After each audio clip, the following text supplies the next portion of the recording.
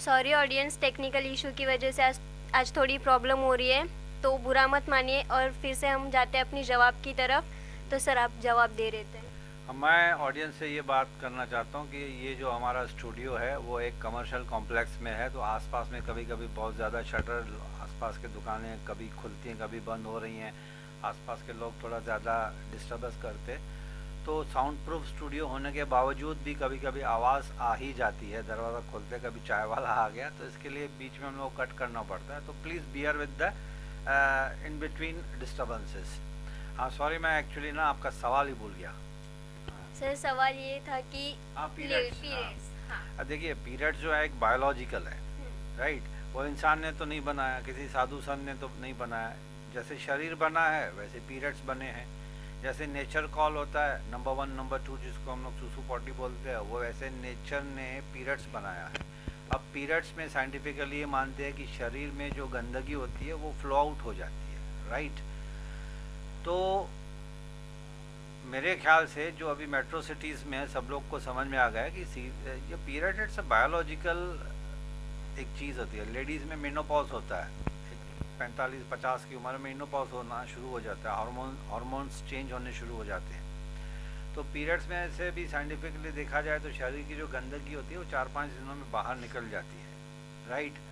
अब पुराने ज़माने में क्या लॉजिक था, क्या सोच के रखा था कि मंदिरों में प्रिवेंशन थी, फॉरबिट किया था, लेडीज़ को जाने नहीं देते थे। Sorry to cut, but logic है।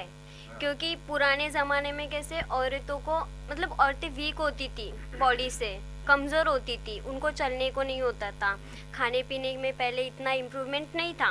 तो ऐसा सोचा गया था कि उनको चलने को नहीं होता, इससे अच्छा घर पे रहे और आराम करे। ऐसा पहले की सोच ऐसी थी।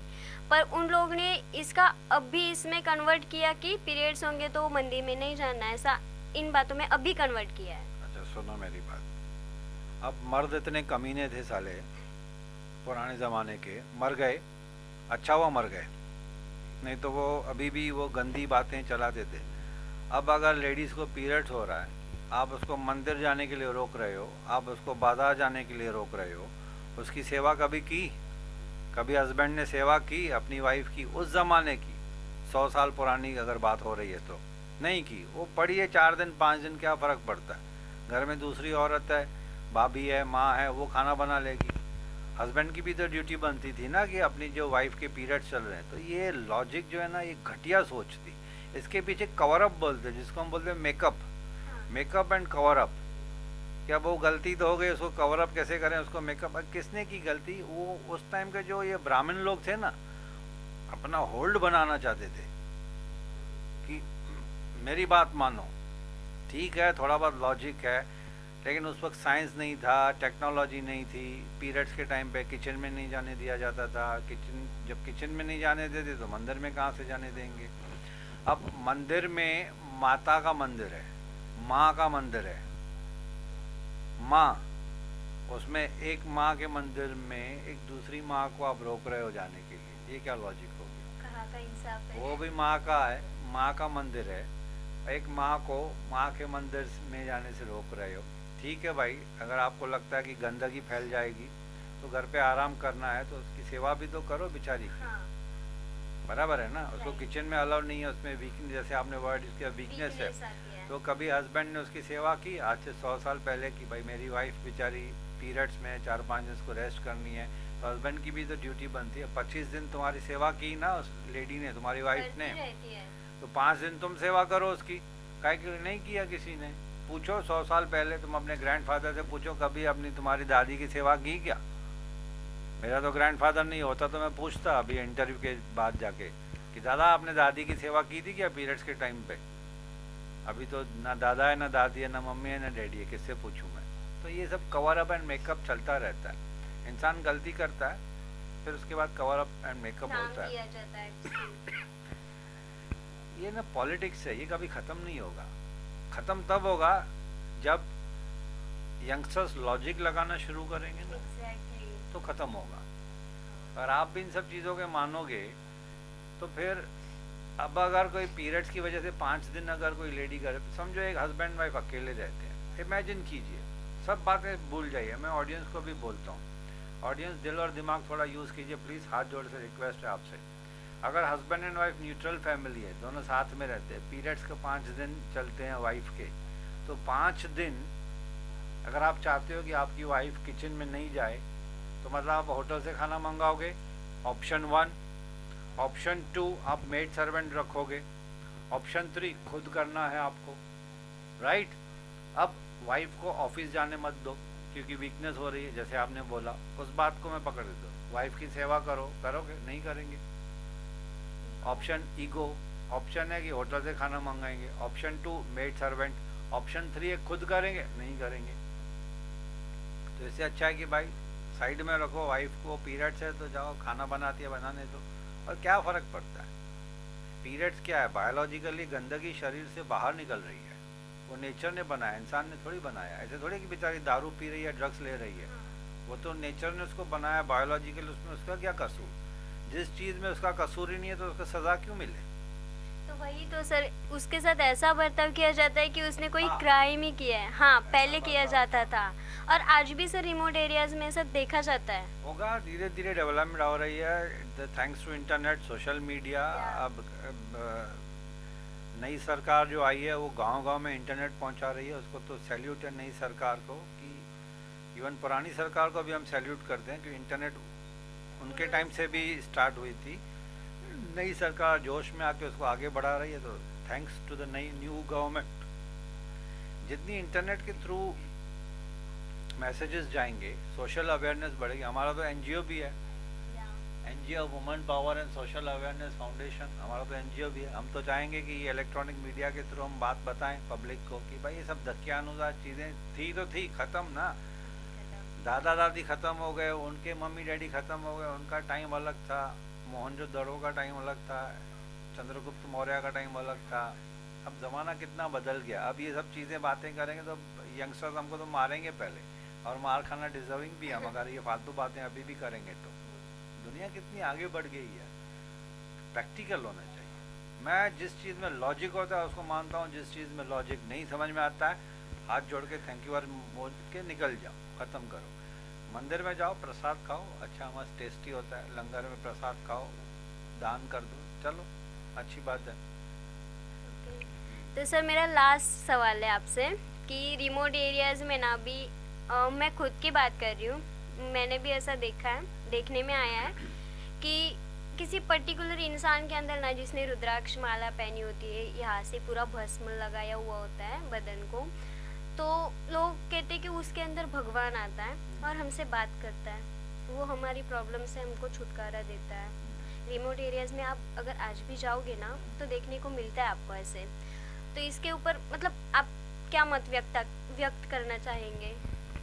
नहीं नहीं, मैं तो नहीं मानता, जो मानते हैं तो उनको क्या बोल रहे हैं, वही है। हाँ। ज़्यादा इंटरफेयर करेंगे तो मार ही खाएंगे। मार ही खाएंगे। पर सर ऐसा देखने में आया है।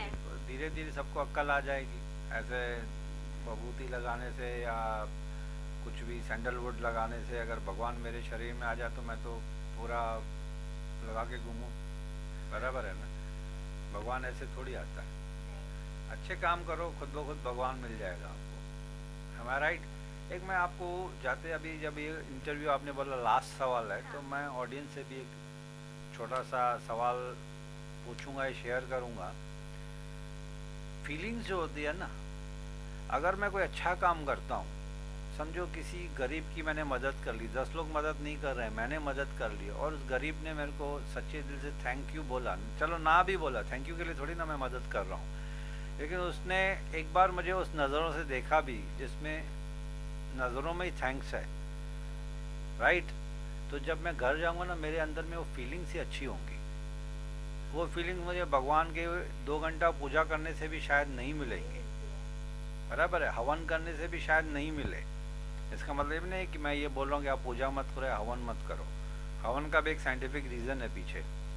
लेकिन अगर मैं कोई अच्छा काम कर रहा हूँ, मेरे अंदर वो अच्छी फीलिंग्स आ रही है जो मेरे को पॉजिटिविटी दे रही है, तो भगवान की पूजा करने से मैं वो काम ज़्यादा करूँगा जिसमें मेरे मन को खुशी ज़्यादा मिलती है, बराबर है। मन को खुशी तब मिलती है जब हम किसी की सच्चे दिल से निस्वार्थ, जिसको बोलते हैं, अनएक्सपेक्टेड चीज़ें करते हैं, तो उसमें मज़ा आता है, अच्छा लगता है।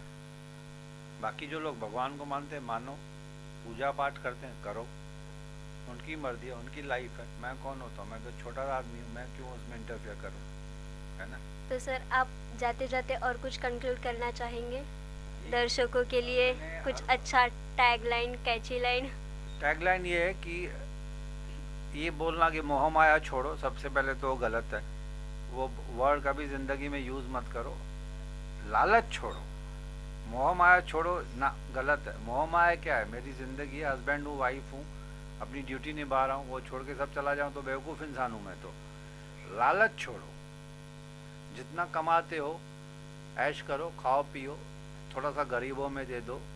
गरीब भी वो जो जेन्यून हो, उसमें भी है। रास्ते पे भिखारी हट्टे कट्टे हैं, उनको दान करने का मतलब नहीं, दे कैन वर्क।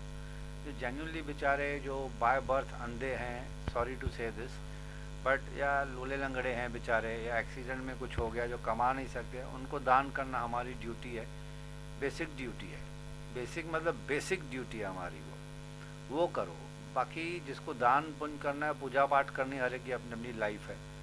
बार बार मैं तो यही बोलूँगा, जो चीज़ मुझे अच्छी नहीं लगती है मैं नहीं करूँगा, जिनको अच्छी लगती है वो करे।